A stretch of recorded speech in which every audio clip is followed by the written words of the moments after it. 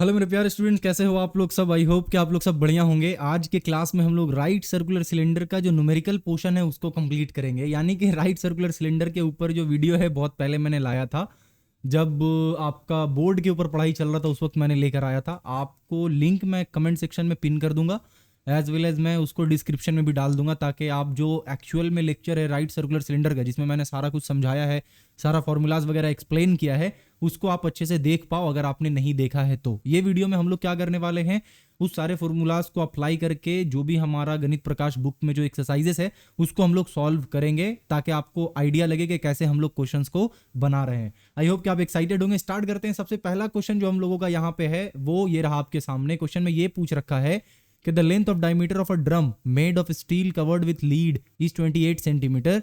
If 2816 centimeter square steel is required to make the drum, let us write by calculating the height of the drum। कहने का मतलब ये है यहाँ पे कि एक आपका ड्रम है। ड्रम का मतलब आप समझ रहे हो ना, जो आपके घर में भी होगा, जिसमें मान लेते हैं फॉर एन एग्जांपल चावल वगैरह रखा जाता होगा, ऐसा कुछ ड्रम आपके घर में होगा। तो यहाँ पे एक ड्रम का एग्जांपल दिया गया जिसमें जो क्या है स्टील से बना हुआ है और साथ ही साथ वो लीड से कवर्ड हो, यानी कि उसके ऊपर एक ढक्कन भी लगा हुआ है। अब इसका मीनिंग क्या हो रहा है यहाँ पे, इसको समझिए। एक आपका ड्रम है, राइट सर्कुलर सिलेंडर, आपको पता ही है ऐसा शेप होता है राइट सर्कुलर सिलेंडर का। ओके, अब ये जो आप राइट सर्कुलर सिलेंडर देख रहे हो इसके ऊपर लीड लगा हुआ, यानी इस तरीके से ये पैक्ड है ऊपर से भी पूरा कंप्लीटली, एज वेल एज ये नीचे से भी कंप्लीटली पैक्ड है। अब ऐसा तो नहीं कि आप अपने घर में जो ड्रम उसमें चावल रख रहे हो तो उसको खुला रखोगे, नहीं, उसको बंद रखोगे ना। तो सेम इमेजिन करो कि यहाँ पे भी एक ड्रम है जो कि ढक्कन उस पर लगा हुआ है और वो बंद है पूरा कंप्लीटली। ठीक है, कहा यह जा रहा है कि ये जो आपके पास ड्रम है इसका जो डायमीटर है ये 28 सेंटीमीटर है। ठीक है, तो अगर हम लोग यहाँ पे नॉर्मली एक टेबल बनाते हैं, फॉर एन एग्जांपल पहले मैं यहाँ पे लिख देता हूँ सॉल्यूशन, और यहाँ पे मैं लिखता हूँ गिवन, यानी कि क्या क्या डेटा हम लोगों को दिया हुआ है ये अगर हम लोग लिखना चाहें तो क्या लिखेंगे। सबसे पहले हम लोग लिखेंगे कि हमें डायमीटर दिया हुआ है, राइट। तो डायमीटर क्या है, डायमीटर इज इक्वल्स टू हम लोगों को दे रखा है 28 सेंटीमीटर। ठीक है, उसके बाद अगर डायमीटर 28 सेंटीमीटर है तो इसका मतलब क्या हो गया, इसका मतलब सिंपली ये बताना चाह रहा है कि भैया जो रेडियस है वो आपका कितना होगा, वो आपका 14 सेंटीमीटर होगा। ठीक है, तो डायमीटर पता चल गया, रेडियस पता चल गया। आगे काम करते हैं हम लोग। आगे बोला है कि 2816 centimetre square steel is required to make the drum, यानी कि ये जो ड्रम है उसको बनाने में अगर 2816 सेंटीमीटर स्क्वायर स्टील का एक शीट लगा होगा तो आप मुझे ये बताइए कि हाइट कितना है ड्रम का। तो इसका मतलब ये कहना क्या चाह रहा है कि जो टोटल स्टील इसमें यूज हुआ है, इस पूरे के पूरे ड्रम में जो टोटल स्टील खर्च हुआ है वो कितना खर्च हुआ है, 2816 सेंटीमीटर स्क्वायर। इसका मतलब ये हुआ कि इसका स्टील का, यानी ये जो ड्रम है इस ड्रम का टोटल सरफेस एरिया जो है वो आपको दे रखा है। ठीक है, यानी कितना स्टील खर्च हुआ है वही तो एक्चुअल में इसका टोटल सरफेस एरिया होगा। ओके, यानी कि आपका जितना स्टील रिक्वायर्ड हुआ है, यानी जितना स्टील खर्च हुआ है इस ड्रम को बनाने में, तो वो स्टील का जितना सरफेस एरिया होगा और इस ड्रम का जितना सरफेस एरिया होगा, दोनों तो एग्जैक्टली बराबर होगा। बिल्कुल भैया, तो इसका मतलब ये हुआ कि हम लोगों का यहाँ पे टोटल सरफेस एरिया दे रखा है। तो मैं यहाँ लिख दे रहा हूँ टोटल सरफेस एरिया। इसको हम लोग टीएसए भी कहते हैं। मैंने आपको प्रीवियस क्लास में जो कि बहुत दिन पहले हुआ था उसमें बताया है। अगेन लिंक डिस्क्रिप्शन में और कमेंट सेक्शन में पिन कर दे रहा हूं, ताकि अगर आपने वो लेक्चर नहीं देखा है और आपको आइडिया नहीं है कि आपका फॉर्मूलाज वगैरह क्या है तो आप वहां जाकर देख सकते हो। ठीक है, अच्छा, टोटल सरफेस एरिया जो है वो यहाँ पे हमें दे रखा है और वो क्या है, वो है आपका 2816 सेंटीमीटर स्क्वायर। क्लियर है यहाँ पे पूरी तरीके से, बिल्कुल। अब हम लोगों को आगे क्या करना है, आगे यहाँ पे बोला है कि let us right bye calculating the height of the drum, यानी जो ड्रम है उसका हाइट क्या है। ये अगर मेरा ड्रम है तो इस ड्रम का हाइट क्या है मुझे ये बताइए, बेसिकली ये पूछा गया है यहाँ पे। ठीक है, तो अब हम लोग कैसे इसका हाइट निकालेंगे उसको थोड़ा सा देख लेते हैं। तो हाइट निकालने से पहले हमें जो टोटल सरफेस एरिया गिवन है इसका फॉर्मूला पता होना चाहिए कि टोटल सरफेस एरिया का फॉर्मूला क्या होता है। देखो, टोटल सरफेस एरिया का मतलब हो गया इस वाले ऊपर का एरिया, साथ ही साथ इसके बेस का एरिया, और साथ ही साथ जो इसका कर्व्ड पूरा सरफेस है ये वाला इसका एरिया। ठीक है, तो इन तीनों का एरिया को मिलाएंगे तो टोटल सरफेस एरिया होगा। तो बेस का एरिया क्या होता है, यानी सर्कल के बेस का पाई आर स्क्वायर होता है। बहुत अच्छा, क्योंकि वैसा वैसा दो है, एक आपका बेस है और एक उसका लीड है यानी ढक्कन है, तो दोनों जगह पाई आर स्क्वायर होगा। As well as curved surface area क्या होता है भाई, तो कर्व्ड सरफेस एरिया होता है हमारा 2 पाई आर एच। क्या होता है, 2 पाई आर एच। ठीक है, तो ये हो गया टोटल सरफेस एरिया। अब इसको आप कैलकुलेट करोगे तो क्या निकलेगा, 2 pi are square plus 2 pi R H, ये हमारा निकलेगा यहाँ से। ठीक है, इसके बाद अगर मैं इसको 2 पाई आर को कॉमन ले लूं तो अंदर में क्या बच जाएगा, आर प्लस एच। क्लियर है? तो टोटल सरफेस एरिया का फॉर्मूला हमारा यहाँ पे निकल गया। नेक्स्ट हम लोग स्लाइड में चलते हैं और फटाफट से इस फॉर्मूला को अप्लाई करते हैं। देखो हमें ये पता है कि जो टोटल सरफेस एरिया का फॉर्मूला होता है वो क्या होता है, वो आपका अगर लीड के साथ है, ढक्कन के साथ है, तो वो होगा 2 पाई आर और ब्रैकेट के अंदर आपका आर प्लस एच, यही होगा बिल्कुल। अब अगर 2 पाई आर ये बराबर है, अगर ये आपका टोटल सरफेस एरिया है, तो अकॉर्डिंग टू क्वेश्चन अगर हम लोग देखें, अकॉर्डिंग टू क्वेश्चन यानी कि जिस तरीके से क्वेश्चन में हमें दे रखा है, इसका मतलब क्या हो गया कि जो 2 पाई आर है और आर प्लस एच यानी टोटल सरफेस एरिया है, वो एक्चुअल में किसके बराबर है, वो एक्चुअल में बराबर है 2816 के। तो यहाँ पे हम लोग लिख देते हैं 2816, ये बराबर है। ओके, अब यहाँ से हम लोग अगर देखें तो क्वेश्चन में एक और चीज़ दे रखा है हमें, वो क्या है, रेडियस। अब हम लोग क्या करेंगे कि जो वैल्यू हमारे पास दिया हुआ है ना, उसको पुट कर देंगे फटाफट से। तो वैल्यू किसका दिया हुआ है भैया, वैल्यू हमारे पास दिया हुआ है रेडियस का। कितना है हमारे पास रेडियस है 14, राइट। एक बार क्रॉस चेक कर लेते हैं, तो 14 सेंटीमीटर हमारे पास रेडियस है, ठीक है। ये मल्टीप्लाई हो रहा है किसके साथ, आर प्लस एच। आर की जगह पे 14 पुट करेंगे, एच की जगह पे कुछ नहीं वैसे ही रहने देंगे, 2816 जैसा था वैसे लिख देंगे, बिल्कुल। अब आगे हम लोग चलते हैं, आगे क्या करेंगे हम लोग, यहाँ पे सिंपली इन पूरे टर्म को उधर भेज दीजिए। तो इधर क्या बच जाएगा 14 प्लस एच, और इधर क्या चला जाएगा हमारा 2816 डिवाइडेड बाई 14 इंटू 2 कितना हो जाएगा 28 हो जाएगा पाई, ठीक है यहाँ तक, बिल्कुल। अब आगे अगर आप देखें तो ये क्या हो जाएगा हमारा 14 प्लस एच ऐसे ही रहेगा, वो आपका 2816 ये भी ऐसे ही रह जाएगा। नीचे में जो है वो क्या हो जाएगा 28 इंटू 22 हो जाएगा और 7 ऊपर आ जाएगा। ये कैसे हुआ भैया, तो देखो यहाँ पे कैसे हुआ, ये वाला चीज जो आप देख रहे हो वो कहीं ना कहीं ऐसा फॉर्म में लिखाएगा 2816 डिवाइडेड बाई यहाँ पे हो गया 28 इंटू और पाई का वैल्यू क्या होगा 22/7, ठीक है, यही होगा। ये 7 आपका ऊपर चला आएगा, सिंपल। तो उसके हमने यहाँ पे ये लिखा, फटाफट से इसको कैलकुलेट कर लीजिए कितना आ रहा है भाई। तो मैं कैलकुलेटर का इस्तेमाल करके फटाफट से कैलकुलेट कर लेता हूँ। तो हो जाएगा 2816 इंटू 7 कर देंगे हम लोग उसको, फटाफट से क्या करेंगे डिवाइड कर देंगे किसके साथ 28 और मल्टीप्लाई करेंगे आपका 22, मिला जुला कर आपका 32 आ रहा है। तो मैं यहाँ पे क्या लिखूंगा, मैं यहाँ पे लिखूंगा कि जो हमारा 14 plus h is equals to क्या आ गया हमारे पास 32 आ गया, ठीक है। इसी चीज को फर्दर लेकर चलते हैं और एच इज इक्वल्स टू हमारा क्या आ जाएगा 32 में आप क्या करें माइनस कर दे किसको 14 को, कितना आ रहा है वैल्यू 18। तो यहाँ पे आपका 18 सेंटीमीटर आ रहा है। क्या आंसर हमारा 18 सेंटीमीटर था, तो बिल्कुल आंसर हमारा 18 सेंटीमीटर था। तो इस तरीके से हमने पहला क्वेश्चन को कर लिया है सॉल्व। बढ़ते हैं नेक्स्ट क्वेश्चन की तरफ। नेक्स्ट क्वेश्चन में क्या पूछा है हमसे, नेक्स्ट क्वेश्चन में पूछा है कि आउट ऑफ 3 जार्स यानी 3 जार्स है इक्वल डायमीटर का और हाइट का, उसमें से अगर हम लोग बात करें तो 2/3 part of the first, 5/6 part of the second and 7/9 part of the third were filled with dilute sulphuric acid, ठीक है। All of the acids in the 3 jar were filled into a jar of 2.1 dcm diameter. As a result, the height of the cylinder jar became 4.1 dcm. If the length of diameter of each of 3 jars is 1.4 dcm, let us write by calculating the height of the 3 jars. कहने का मतलब क्या है, यहाँ पे थोड़ा सा इसको समझते हैं। देखो आपके पास 3 छोटा छोटा डब्बा है, उन तीनों डब्बों में थोड़ा थोड़ा केमिकल है। आपने क्या किया, उन तीनों डब्बे के केमिकल को एक बड़ा सा डब्बा में डाल दिया, बस बात खत्म हो गया। यही इस पूरे क्वेश्चन में बताया जा रहा है, ठीक है। तो हमें क्या करना है, डब्बे का इस्तेमाल करना है। 3 डब्बा है, तीनों में छोटा छोटा केमिकल रखा हुआ है थोड़ा थोड़ा, और उन तीनों केमिकल को हम लोग एक बड़ा डब्बा में डाल दिए, बस यही है। अब यहाँ पे मैथमेटिक्स क्या है वो थोड़ा सा समझते हैं, इसमें क्या मैथ इन्वॉल्व है वो समझिए। देखिए आपके पास जो 3 डब्बा है, उन तीनों डब्बा में पूरा केमिकल भरा हुआ नहीं है। पहले डब्बा में 2/3 पार्ट भरा हुआ है, दूसरे डब्बा में 5/6 पार्ट भरा हुआ है, तीसरा डब्बे में 7/9 पार्ट भरा हुआ है। लेकिन वो तीनों का तीनों जो डब्बा आपके पास है उसका जो आपका साइज है वो एग्जैक्टली सेम है, ठीक है।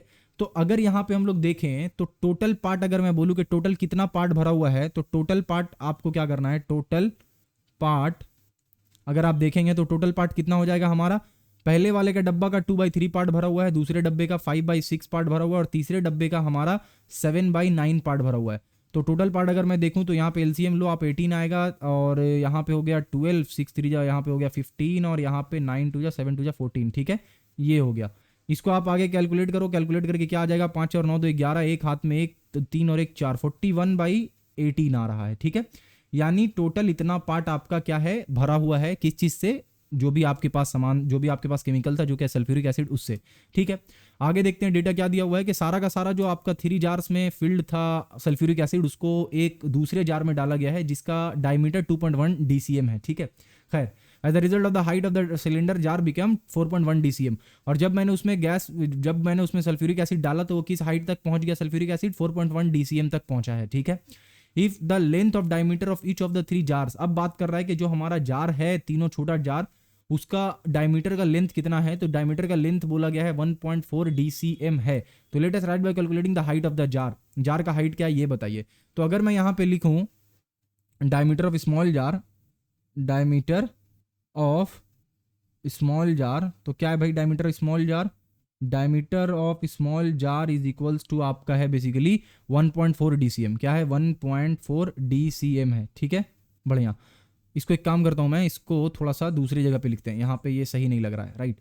और एक काम करते हैं ना, हम लोग इस पूरे को नीचे कर देते हैं, ये जो हमने यहाँ पे लिखा है इसको हटाते हैं यहाँ से और हटाकर इसको नीचे लेकर आते हैं क्योंकि इसका जगह यहाँ नहीं है।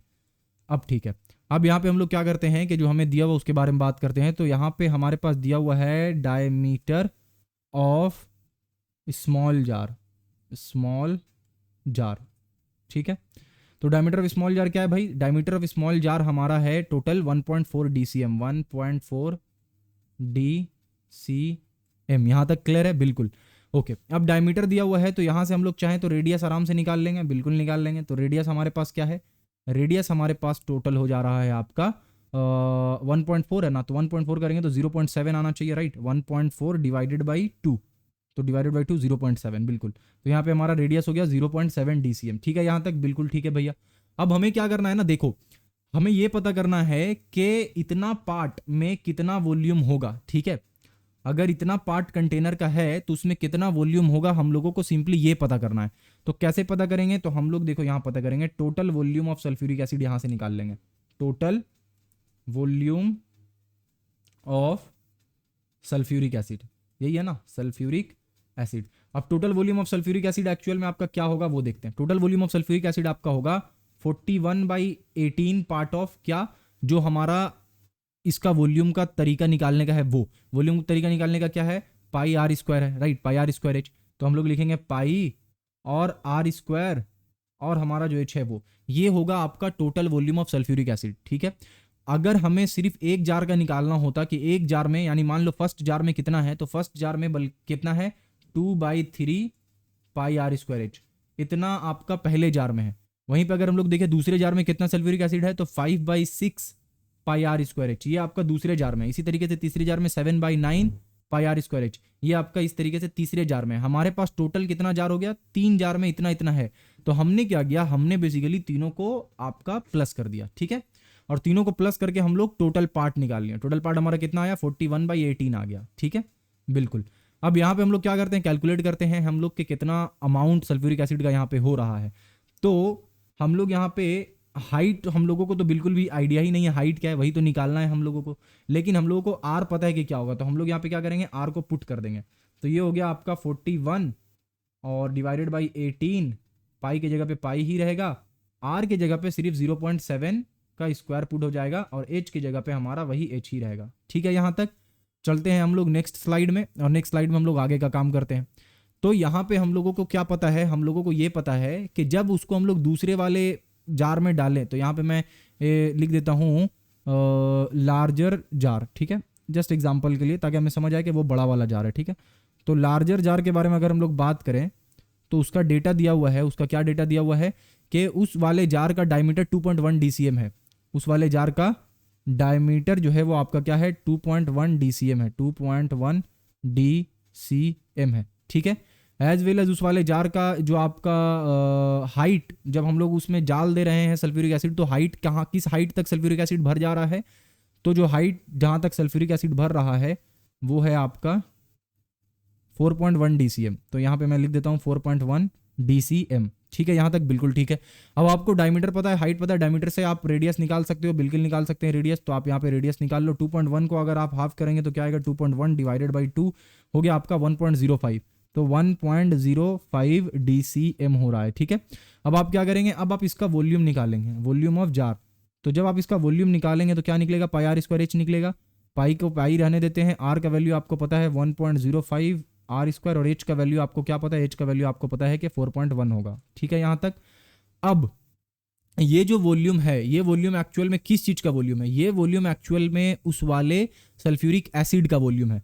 और हमने जो थोड़ी देर पहले सल्फ्यूरिक एसिड का वॉल्यूम निकाला था, जो कि छोटे जार से कलेक्ट किया गया था, वो कितना था 41/18 पाई और इंटू 0.7 स्क्वायर और एच जो भी था यहाँ पे, और ये एक अलग से निकला हमारा सल्फ्यूरिक एसिड का वॉल्यूम, लेकिन दोनों वही सल्फ्यूरिक एसिड का वॉल्यूम है, यानी कि हमारा कहीं ना कहीं दोनों जो है वो एक्जैक्टली एक दूसरे के इक्वल होगा। अब अगर हम लोग अकॉर्डिंग टू क्वेश्चन देखें, यानी कि क्वेश्चन में जो गिवन है अगर उस हिसाब से हम लोग यहाँ पे देखें तो उसको क्या बोला जा रहा है कि 41/18 पार्ट जो हमारा निकला है पाई स्क्वायर एच।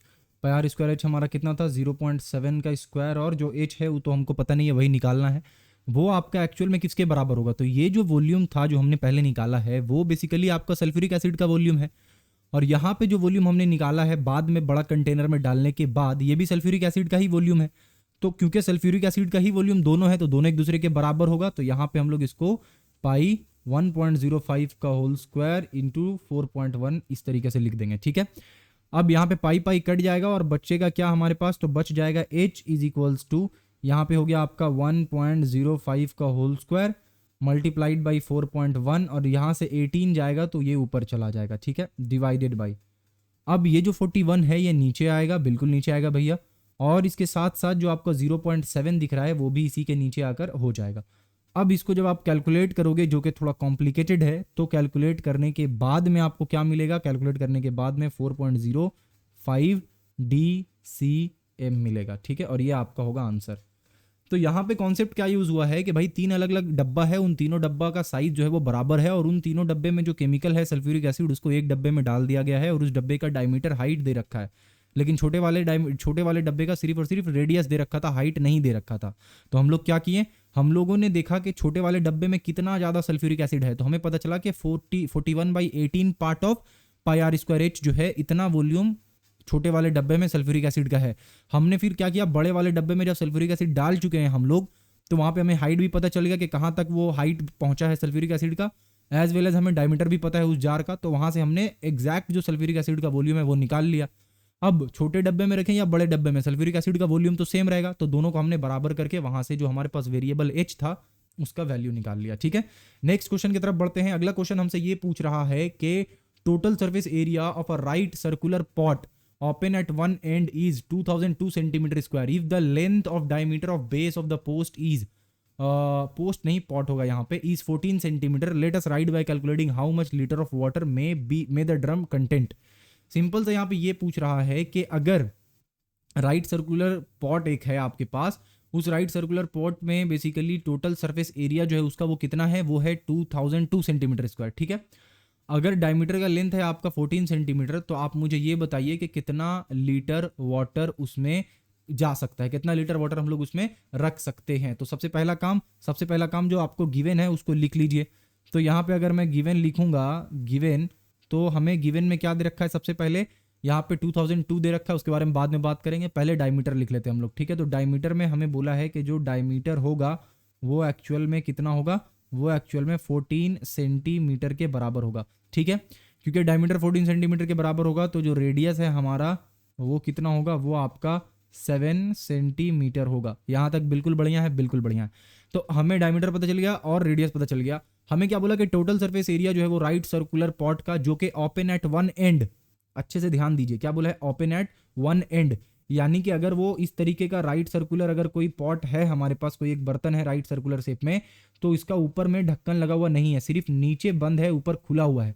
तो इसमें टोटल सरफेस एरिया जब निकालेंगे तो क्या होगा, आपका इस वाले का एरिया हमें निकालना होगा, नीचे वाले का, और ये जो पोर्शन है इस वाले का एरिया निकालना होगा, लेकिन ऊपर का एरिया नहीं निकालना है। क्यों? क्योंकि ऊपर में कोई है ही नहीं है कोई चीज़, तो उसका सरफेस एरिया निकाल कर कुछ है ही नहीं है, उस पर में कुछ सीट या कोई मटेरियल कुछ नहीं यूज़ किया गया, तो उसका टोटल सरफेस एरिया में क्या होगा, आपका ऊपर वाले का जो हमारा एरिया है वो नहीं इंक्लूड होगा, सिर्फ और सिर्फ बेस वाला जो एरिया है वो इंक्लूड होगा। तो अगर इस तरीके से देखें हम, तो हमें क्या पता चलेगा कि इसका जो टोटल सरफेस एरिया होगा उसमें आपका बेस वाला पाई आर स्क्वायर इंक्लूड होगा, बिल्कुल इंक्लूड होगा, और उसके साथ साथ आपका 2 पाई आर एच इंक्लूड होगा, हाँ बिल्कुल। तो यहाँ पे जो हमारा टोटल सरफेस एरिया है वो कुछ इस तरीके का दिखेगा। जब आप कॉमन लेंगे तो आपको पाई आर कॉमन दिख जाएगा और अंदर में आर प्लस 2h बच जाएगा, ठीक है। यहाँ पे समझ आ गया। तो इसका मीनिंग ये हुआ कि हमें जो टोटल सरफेस एरिया है वो गिवन है, और वो क्या है, वो हमें TAS नहीं TSA, ठीक है। तो यहाँ पे इसको इरेज करता हूँ मैं और TSA लिखता हूँ, यानी कि टोटल सरफेस एरिया। तो जो हमारा टोटल सरफेस एरिया है वो कितना है भाई, टोटल सरफेस एरिया हम लोगों का यहाँ पे दिया हुआ है 2002 सेंटीमीटर स्क्वायर, यही दिया हुआ है ना, बिल्कुल। अब यहाँ पे हम लोगों को फॉर्मूला पता है टोटल सरफेस एरिया का। क्या फॉर्मूला होता है टोटल सरफेस एरिया का, अभी हमने निकाला है, वो क्या है, पाई आर और ब्रैकेट में आपका आर प्लस 2H। ये फॉर्मूला का शर्त क्या है? इस फॉर्मूले का ये शर्त है कि भाई जो हमारा राइट सर्कुलर सिलेंडर है उसके ऊपर कोई भी लीड यानी ढक्कन नहीं लगा होना चाहिए, खुला हुआ होना चाहिए, ऊपर का बेस में भरा होना चाहिए। बेस जो है उसमें कोई मटेरियल होगा लेकिन टॉप जो है वो खुला होगा, ठीक है।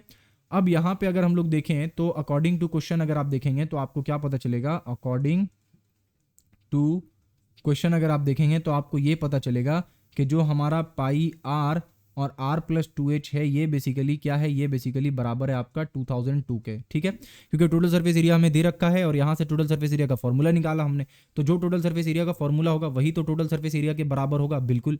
तो अब यहाँ पे आगे बढ़ते हैं और नेक्स्ट हम लोग क्या करेंगे? नेक्स्ट हम लोग जो वैल्यू यहाँ से आया है इसको पहले कॉपी कर लेते हैं यहाँ से, एक सेकेंड। इसको पहले यहाँ से मैं उठा लेता हूँ और उठाकर इसको लेकर चलते हैं हम लोग नेक्स्ट वाले स्लाइड पे। हो जाइए भाई, कॉपी नहीं हो रहा है, कॉपी हो जाओ, नहीं हो रहा है हो गया। चलो तो इसको यहाँ से कॉपी करते हैं और कॉपी कर कर लेकर चलते हैं यहाँ पे और यहाँ पेस्ट करते हैं, ठीक है। अब यहाँ पे हम लोग क्या करेंगे? इसको जस्ट वैल्यूज को पुट कर देंगे। हमारे पास आर का वैल्यू हम लोगों को पहले से पता है, तो आर हमारे पास कितना है? आर हमारे पास है 7 सेंटीमीटर। मैं 7 सेंटीमीटर यहाँ पे पुट कर देता हूँ।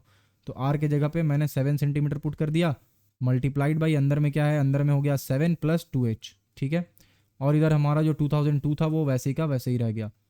अब यहाँ पे हम लोग क्या कर सकते हैं? यहाँ पे हमारे पास सारा वैल्यू को उधर भेज देंगे, सिर्फ 7 और प्लस 2h यहाँ रह जाएगा, बाकी सारा उधर चला जाएगा। उधर जाएगा तो क्या बन जाएगा? 2002 इंटू ऊपर में हो जाएगा 7 और नीचे में रहेगा 22, यानी कि 7 इंटू 22। ये समझ रहे हो ना? ये जो चीज़ आपको दिख रहा है यहाँ पे ये बेसिकली 22/7 है, लेकिन क्योंकि पाई नीचे था इसीलिए 7/22 हो गया। ओके, अब यहाँ पे हम लोग क्या कर सकते हैं? इस 7 और इस 7 को कट कर सकते हैं, बिल्कुल कट कर सकते हैं, ठीक है। और जब आप यहाँ पे सॉल्व करोगे तो आपको क्या मिलेगा कि 7 plus 2h is equals to, हमें क्या करना है? हमें जो है वो 2002 को 22 से क्या करना है? डिवाइड करना है। तो 2002 डिवाइडेड बाई 22 कितना आया? 91। तो यहाँ पे हम लोग लिख देंगे 91। अब बच गया हमारा 2h इज इक्वल्स टू 91 को क्या करेंगे हम लोग? माइनस कर देंगे 7 से, तो कितना बच जाएगा हमारे पास? 84। तो यहाँ पे हो गया 84। इसका मतलब जो h है हमारे पास वो कितना हो गया? h हमारे पास हो गया 42, ठीक है। 42 हमारे पास h आया अभी फिलहाल। अभी हम लोगों को निकालना क्या है कि कितना वाटर उसमें कंटेन करेगा। तो 42 सेंटीमीटर हमारे पास हाइट आ गया है। अब जब हम लोगों को हाइट पता चल गया तो कितना वाटर उसमें मतलब कितना वाटर उसमें स्टोर हो सकता है वो कैसे निकलेगा? वो बेसिकली वॉल्यूम निकालने से निकलेगा, राइट। कितना वाटर किसी चीज़ में हम लोग रख सकते हैं वो बेसिकली उसका वॉल्यूम होगा ना। तो यहाँ पे हम लोगों ने वॉल्यूम लिखा और वॉल्यूम लिखने के बाद वॉल्यूम का फॉर्मूला लिखेंगे। वॉल्यूम का फॉर्मूला क्या होता है? पाई आर स्क्वायर एच होता है, ठीक है। हमें पाई का वैल्यू पता है 22/7 होता है, तो हम लोग एक काम करते हैं, लिख ही देते हैं यहाँ पे 22/7, 22 डिवाइडेड बाई 7, ठीक है। इसके अलावा आर का वैल्यू हम लोग लिखेंगे। आर हमारे पास कितना था? आर हमारे पास 7 था, तो 7 का स्क्वायर यानी कि 7 इंटू 7, और एच आया है हमारा 72, तो उसको रहने देंगे। 7 यहाँ पे गया कट। अब जो हमारे पास वॉल्यूम आया वो कितना आया? वो है 22 इंटू 7 इंटू 42, यानी कि 6468 हमारा आ गया वैल्यू, 6468 सेंटीमीटर क्यूब। हमें यहाँ पे बोला है कितना वॉल्यूम ऑफ वाटर उसमें रखा जा सकता है, तो आप डायरेक्ट चाहो तो ये आंसर लिख सकते हो कि 6468 सेंटीमीटर क्यूब ऑफ वाटर वहां रखा जा सकता है। लेकिन बेहतर ये होगा कि आप इसको क्या करो, आप इसको कन्वर्ट कर दो किस चीज़ में भाई? लीटर में। अब यहाँ पे लीटर में कैसे कन्वर्ट करेंगे? तो आपके नॉलेज के लिए यहाँ बता देता हूँ कि 1 DCM क्यूब जो होता है वो आपका 1 लीटर के बराबर होता है, ठीक है। 1 DCM क्यूब 1 लीटर के बराबर होता है, और 1 सेंटीमीटर जो है वो आपका बराबर होता है इसको इरेज करते हैं, यहाँ पे मैं लिख रहा हूँ कि आपका 1 DCM जो है वो आपका बराबर होता है 10 सेंटीमीटर के, ठीक है। तो 1 DCM अगर 10 सेंटीमीटर के बराबर है तो 1 क्यूबिक DCM यानी 1 क्यूबिक DCM कितना के बराबर होगा? 1000 क्यूबिक सेंटीमीटर के। यानी कि अगर आप देखोगे हमारे पास अगर 1000 सेंटीमीटर है क्यूब है, तो ये आपका बेसिकली बराबर होगा 1 DCM क्यूब के, ठीक है। क्यों? क्योंकि 10 सेंटीमीटर जो है वो आपका बराबर है किसके? 10 सेंटीमीटर आपके बराबर है 1 DCM के, इसीलिए आपका 1000 सेंटीमीटर क्यूब जो है वो बराबर हो जाएगा आपका 1 DCM क्यूब का। इसका मतलब हमें क्या करना होगा? हमें जो है वो बेसिकली इसको पहले सिलेक्ट करके हम लोग साइड कर लेते हैं इस चीज़ को। तो इस चीज़ को सिलेक्ट कर लिया मैंने, साइड कर लेते हैं इसको। हमें बेसिकली इस पूरे को 1000 से डिवाइड करना होगा। तो अगर हम लोग यहाँ पे 1000 से इसको डिवाइड करेंगे यानी कि 6468 डिवाइडेड बाई 1000 अगर करेंगे तो यहाँ से जो वैल्यू निकलेगा ये हमारा हो जाएगा DCM क्यूब। इसका मतलब क्या हो जाएगा हमारा? 6.468, और ये हो जाएगा हमारा लीटर। ओके, बस यहीं तक आपका था, यहाँ पे आपका क्वेश्चन सॉल्व हो गया। आपको पता चल गया कि वो जो आपका डब्बा है या फिर जो पॉट है उसमें आपका 6.468 लीटर वाटर जो है वो रखा जा सकता है। ठीक है, यहाँ पे 2-3 चीज़ हम लोगों ने सीखा। वो 2-3 चीज़ क्या था कि अगर लीड नहीं रहा तो फॉर्मूला कैसे निकालेंगे, यानी कि अगर ढक्कन नहीं लगा हुआ है तो फॉर्मूला कैसे निकालेंगे। उसके अलावा हमने ये देखा कि 1 litre is equals to actual में क्या है 1 डेसीमीटर क्यूब होता है। ठीक है, डीसीएम क्यूब। उसके अलावा हमने ये देखा कि एक डीसीएम क्यूब जो है वो एक डीसीएम जो है वो 10 सेंटीमीटर के बराबर है, तो इसीलिए 1 डीसीएम क्यूब जो है वो आपका 1000 सेंटीमीटर क्यूब के बराबर हो जाएगा। ठीक है, यहाँ तक आपको समझ आ गया? बिल्कुल ओके। आई होप कि ये तीनों क्वेश्चन आपको अच्छे से समझ में आया हो, और ये जो तीनों क्वेश्चन के पीछे जो भी कॉन्सेप्ट था वो भी आपने अच्छे से सीख लिया है। कहीं कुछ प्रॉब्लम है, कोई दिक्कत है या कुछ समझने में प्रॉब्लम हो रहा है तो कमेंट सेक्शन में जाकर आप जरूर लिखें। अगर इन वीडियोस के थ्रू और इस चैनल के थ्रू आपको हेल्प मिल रहा है कि आपका पढ़ाई अच्छे से हो जा रहा है अगर माध्यमिक के लिए, तो आप क्या कर सकते हैं, आप अपने फ्रेंड्स को भी सजेस्ट कर सकते हैं कि भैया आप भी चाहो तो आप भी पढ़ सकते हो। उसके लिए क्या करना है, आपको अपने फ्रेंड्स को बताना है चैनल के बारे में, या फिर आप लिंक शेयर कर सकते हो। और हम लोगों को सपोर्ट करने के लिए क्या करना है भैया, हम लोगों को सपोर्ट करने के लिए आप सब्सक्राइब कर सकते हो चैनल को, जिससे कि पता चलेगा कि जो चीज़ आप लोगों तक पहुंचाया जा रहा है वो वाकई में आप लोगों के लिए हेल्पफुल है। इसी के साथ मिलते हैं नेक्स्ट क्लास में, तब तक के लिए अपना ढेर सारा ख्याल रखें। Thank you.